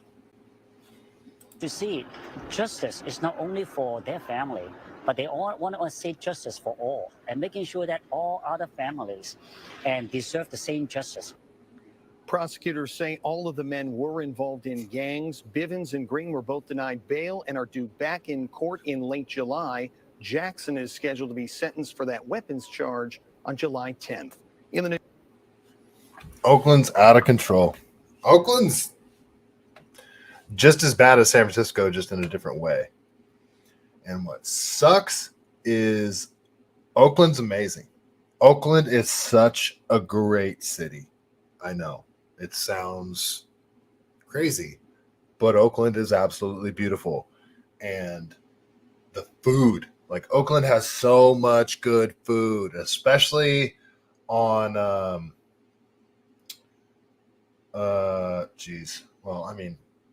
out near Emeryville.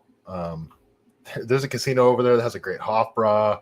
There's great taquerias. There's a great Salvadorian place. There's Everett and Jones Barbecue. There's other barbecue places too.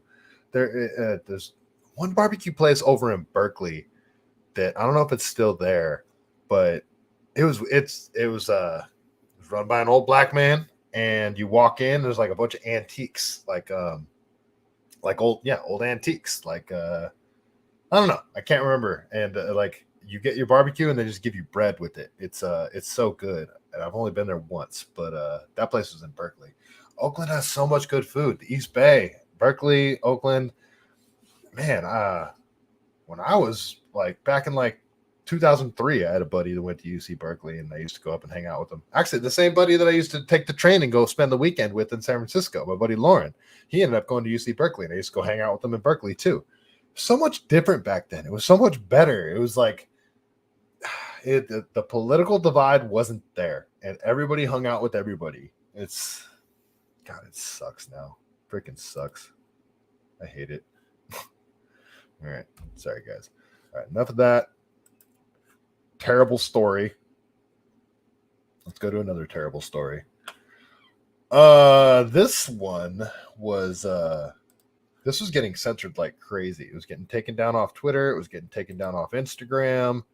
And what's crazy is we talked about the child porn and trafficking networks that were being established on Instagram. We talked about that on last stream, and literally the day after that information comes out, they start censoring this video. This video of this Syrian refugee over in France, freaking just on a playground, stabbing kids, just stabbing kids. The video isn't super gory. The view is pretty obstructed, but the video is more scary than anything. But I do want to play the video for you guys. Hopefully it doesn't get taken down off YouTube or whatever, but yeah, I'll play this video for you guys. But this was getting taken down off Instagram, and I think it was being censored on Twitter as well. I cannot confirm that. I haven't seen it taken down on Twitter, but it was definitely being censored on Instagram. So yeah, here's the video. It's horrific. Well, it's not too gory, so don't worry. There's not too much gore. It's just a very scary situation. And knowing this is France, where nobody's carrying a firearm, I would not want to have to go and take on somebody with a knife. Anybody, even if I'm way bigger than them, even if I could tell they're not very skilled with that knife, you don't want to do it. If you get in a fight with somebody with a knife, you're going to get cut. Just period. You're going to get cut. You're going to get stabbed. You're going to end up bleeding. It's going to be a bad situation. You don't want to get in a knife fight with somebody. I trained at this place called USA Boxing and Karate, like way back in the day. I mean, there was a small MMA class that they had, and that's what I was part of. I taught the 14 and under kids boxing class sometimes, but I mean, I got laid off back in 2009, and I decided to just train MMA full time, like 35 hours a week. And I was in that gym from like 3 o'clock in the afternoon till like 10:30 at night, every freaking night. And I would help coach the kids boxing class, then I would take the introductory boxing, then I would take the intermediate boxing, and then I would take the MMA class. And every now and then the owner of the dojo, Master Joe, he was a Eskrima guy, a Filipino stick fighting guy, and he also was stick fighters that's like to train with knives as well. So every now and then Joe would still be in his office, like doing paperwork or whatever during the MMA class. And if he was there all the way to the end, at the end of class, if Joe was still there, he would come out and he would throw us all Sharpies. He would just throw each of us a Sharpie, and he'd say, the little Filipino guy looks like a Hell's Angels dude, but he's the nicest man on earth. He would throw everybody Sharpies and say, a dot is a stab, a line is a slice. And we would fight each other with Sharpies. And it was so fun. I mean, it sucks getting poked in the eye with a Sharpie, but man, that's fun. And you realize like how messed up you would get if it was just two guys with knives trying to stab and cut each other. Do it with Sharpies with your buddies. It's fun. It's actually fun. Try not to get too pissed at each other, but you're gonna see how messed up you would get. And especially if you got like a serious blade, like a serious, 7-inch fixed blade, you're gonna get messed up if not killed. And anyway, enough of that tangent. You don't want to go up against this right here.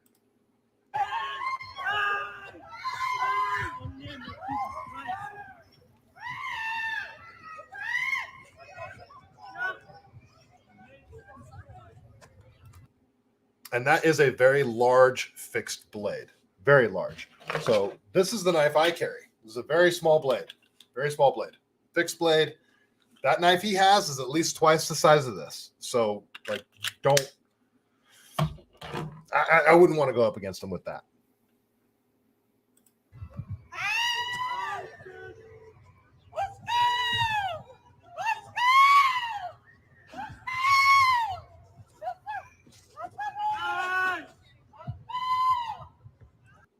So first thing that dude should have done is drop backpack. Get that backpack off of you and get it in front of you to defend yourself.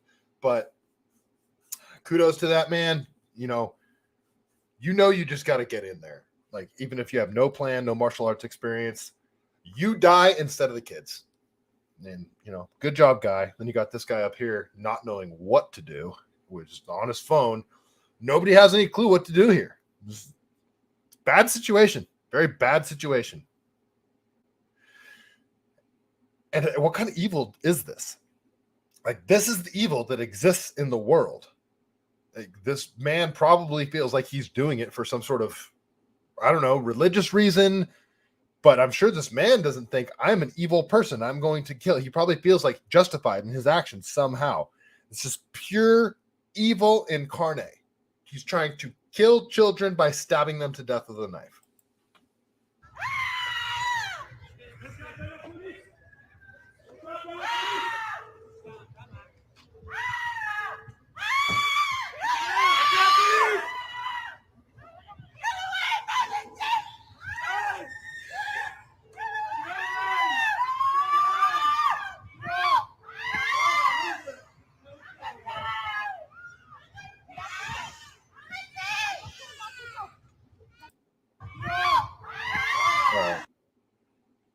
All right, this dude in the red shorts and the green shirt is a bitch.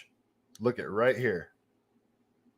All right, so here he is in the green shirt and the red shorts. You got a woman right here. You put yourself in between the man and this woman right here. Watch what he does.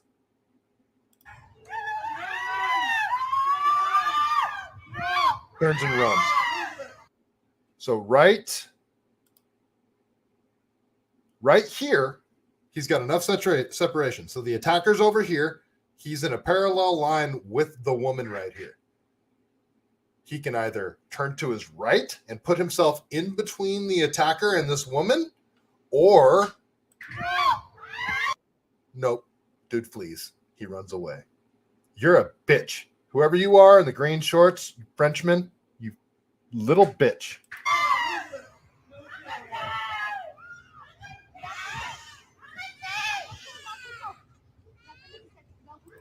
Look at him. Look at him right there. He's already out. He ran away. He ran away from the scene. That's the biggest. That was all of the people in there. You had two women, an elderly woman, look, and maybe it's the mother and the grandmother, and then kids. And then you got this attacker. The biggest person in there hightails it out of there. You are a coward, sir. You are an absolute coward, and you deserve for no one to remember your name and live the rest of your life hanging your head in shame. What a bitch.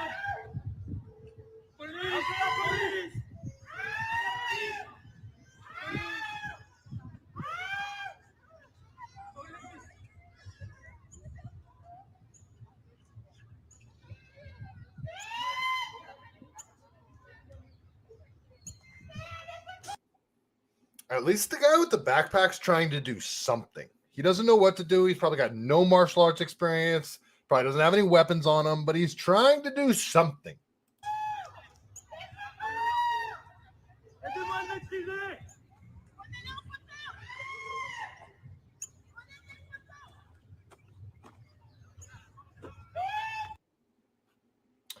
Okay, men, if you're ever in this situation and it's obvious that he's going to kill somebody and there's women and children around, you make sure that you occupy that person's time and you're the person that gets killed. You don't try to get killed, but you occupy the attacker and give the women and children a chance to get away. Oh, that guy in the green shorts makes me so mad. But yeah, that happened over there in France. And I'm sure you guys are aware they got like an open border situation type thing going on over there too. London is really bad. Paris is really bad. It's they're definitely having a cultural clash over there. And well, isn't that the story of everywhere right now? Cultural clashes, that's for sure. All right, I got time for this one last story. So they got the new CDC director coming in. You guys excited about that? Remember when we used to look at the CDC as an actual authoritative governing body? Like, I remember I used to watch The Walking Dead. You guys ever watch The Walking Dead? Jesse Core. Yeah, I know. Come on, guys. Like, really, that was. What do you mean? You wish you could carry in Canada? Gank 01. You can. just not legally. Yeah, see, Northside 707, he knows what's up. Exactly. You can carry, just don't tell anyone. Yeah, the CDC. Remember when The Walking Dead? I remember there's the CDC episode. It might have been a couple of episodes. That was actually a great episode. Great. The Walking Dead was so good up until Glenn died. Yeah, spoiler alert. But I remember the CDC was like, in that episode, it was like, you know, the CDC. The CDC is like, we're all the smartest people on earth, you think are. And now the CDC is a freaking joke. Like, the damage to the CDC's reputation is, I don't think there's any repairing that. But let's look at who the new CDC director is. Oh, got this from Alan, my buddy Alan. Oh, crap. Oops. What did I do here? Oopsie. Didn't mean to do that. Okay, there we go. All right, we're going to go over to my buddy Alan Roberts here on Twitter. If you guys are into fitness, particularly weightlifting and bodybuilding, you should follow Alan Roberts on Twitter if you don't already. He could be a very funny individual. He's given me some health advice, and I much appreciate it. I have a problem eating. I have a problem taking in enough calories. That's my biggest problem. And I don't get hungry until like midday. I just don't get hungry. So I don't end up eating until like midday or even later sometimes. And I was talking to Alan about that, and he was saying, you know what? Don't increase the amount of food that you eat. Eat like denser food. So he told me to eat denser food. And that has really helped me. It's only been like a week, but I got more gas in the tank when I do that. Anyway, let's talk about the CDC. All right, let's go over to, you guys remember, what's her name? Rochelle Walensky? Well, let's, I don't know why I brought this clip up for a reason. I promise you guys. Let's just listen to it. Why are experts so convinced, including you, that the COVID-19 vaccine is safe for pregnant women? So we have numerous studies here, and this is really important because I do know you want to control everything. You want it to all be perfect, and you worry, right? Because there's so many things that feel like that they're not in your control. Mm-hmm. The first thing I think that's really important to understand is that pregnant women tend to have more severe disease than non-pregnant women. So it's really important to make sure that they're protected, because if you want This must have been before the birthing person's memo went out. to do anything, it's to make sure that you are delivering a healthy baby and you are there to be the mom to that baby for a very long period of time. And so we really do want to make sure that those pregnant women are protected. So we now know that she had no data to back up what she's saying right there about pregnant women and it being safe and effective for pregnant women and for babies in the womb. This to me is active evil. This isn't cognitive dissonance, banality of evil. This is active evil. Lying in order to get somebody to inject themselves with something that's going to generate profit for people. Like, that's what this whole thing was about. For them, at least, there could be a deeper agenda from others, but I think this whole thing was profit driven at a certain level. We can talk about a depopulation plan on the other end, but that's for a different episode. Now have data on pregnant women, not just getting vaccine in the third trimester and the second trimester, but now even the first trimester. We have that period of time. Early on, we could say in that third trimester, no outcomes that were different among women who were vaccinated and women who weren't vaccinated for their babies. And now with more and more data, we're seeing that there are really no differences in outcomes in terms of fertility, desire to get pregnant, adverse baby outcomes, really, if you've been vaccinated or not. So what we really know now with a wealth of data and numerous studies, thousands of pregnant women, that you are at higher risk if you don't get vaccinated, and that outcomes are the same for mom and baby if you do get vaccinated. She had zero data to support what she was saying right there. That was just straight up lies. And how people aren't rioting in the streets about this, I don't know. I still don't understand. It's like a protective mechanism, a protection mechanism. Like, imagine if you took it and the thought in your mind, maybe I didn't have to take this. I wonder so much about a very specific group of people, my ultra running friends, my ultra marathon running friends. That's the one thing I love about ultra running is politics go away when you're on the trails.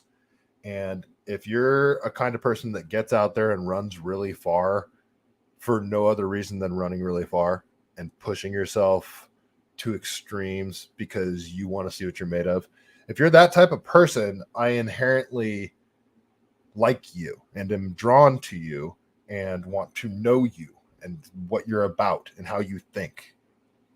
I don't care what your politics are because we align on that level. We understand that there's a certain amount of personal growth that comes with ultra marathon running and pushing yourself past how far you think you can go physically. And that mentality doesn't compute for me, for the people that are ultra marathon runners in peak physical fitness, that COVID was never a danger to us. And they went out and they took that vaccine, and they didn't have to for competitive purposes. They didn't have to compete in like ultra. There was no vaccine mandates for like trail races and crap like that. I mean, maybe there was somewhere, but like ultra marathon runners didn't have their arm twisted to take this thing. So I don't get why this ultra healthy group of people that weren't forced to take it and never needed it and were probably aware they didn't really need it, how they were duped into taking it. Like, though that particular group of people, runners, not even any type of runner, marathon runner, freaking 10K people, road runners, trail runners, whatever. Why did you take it? Like, why? I don't get it. I can't wrap my brain around it. Same thing with like triathletes, cyclists, freaking jiu-jitsu people. Like, I don't get it. I don't freaking get it. I don't know. I just don't get it. All right. Let's look at the new replacement for Rochelle Walensky and how this to me is this might sound sexist. This is like a woman thing here to me, what she's doing. Obviously not all women, but I don't see a man doing what she's doing here. Basically illustrating that no, there was no rhyme or reason behind the policies that we implemented. We just sort of shot from the hip, and we have no problem stating that and saying that no, everything that we did, 6 feet, all the stuff was just sort of arbitrary. And we just, but they were so forceful with all these rules. And at the same time, they were just making it up as they went. So let's listen to the replacement CDC director. Let's listen to her talk about how she came up with her COVID policies. So I would call, probably the person I called most was the Secretary of Health and Human Services in Massachusetts. She worked for a Republican governor just to, but when she was like, are you going to let them have professional football? And I was like, nope. And she's like, okay, neither are we. So we just ruined people's lives for the shits and giggles of it for political purposes. Notice how she had to talk about how it was a Republican governor. So, it was like conversations like that. So, or I'd be like, so when are you going to think about lightening up a mess? They're like, next Monday. I'm like, okay, next Monday. So I would call. Like, is that just a woman thing? Because I don't see a man putting on display how low IQ of a decision that he's making and an emotional decision that he's making. That's an emotional decision. That's not based on any sort of rationale.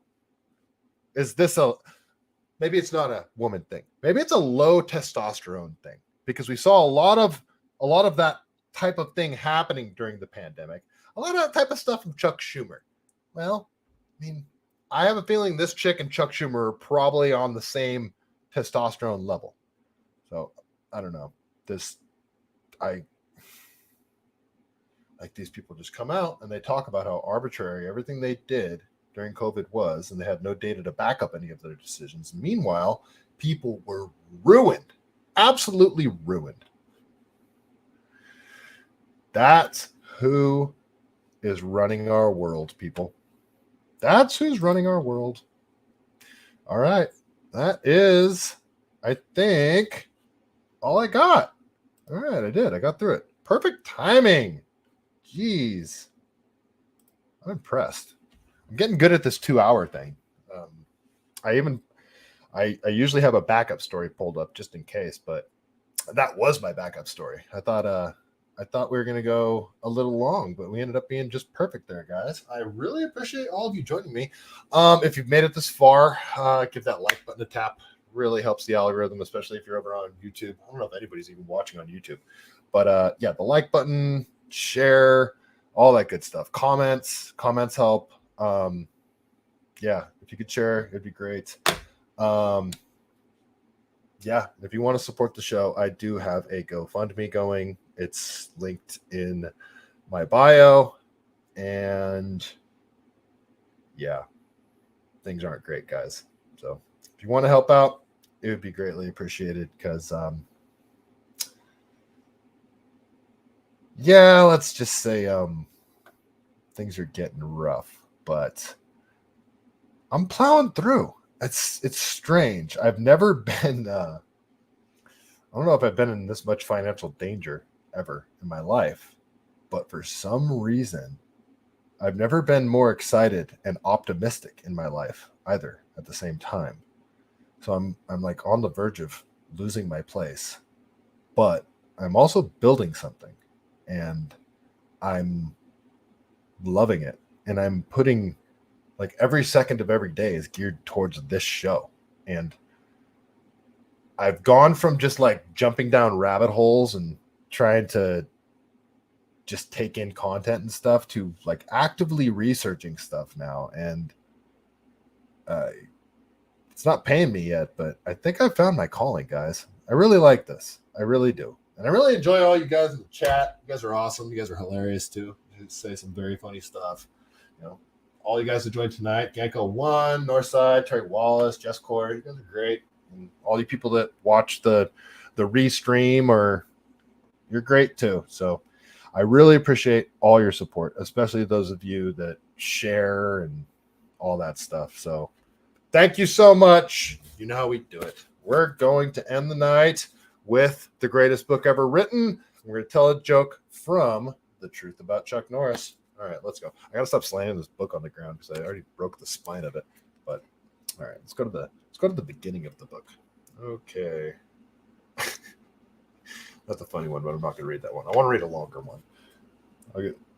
That one is kind of funny, though. Every piece of furniture in Chuck Norris's house is a total gym. That's funny. All right, that was a bonus joke. All right, here's the actual joke of the night. You guys ready? All right, here's our Chuck Norris joke of the evening. Chuck Norris has no concept of time. If you go to his house, you won't find a single clock. When you ask to leave because it's getting late, he stares at you blankly until you sit back down. I like that one. And on that note, folks, stay CaliBased.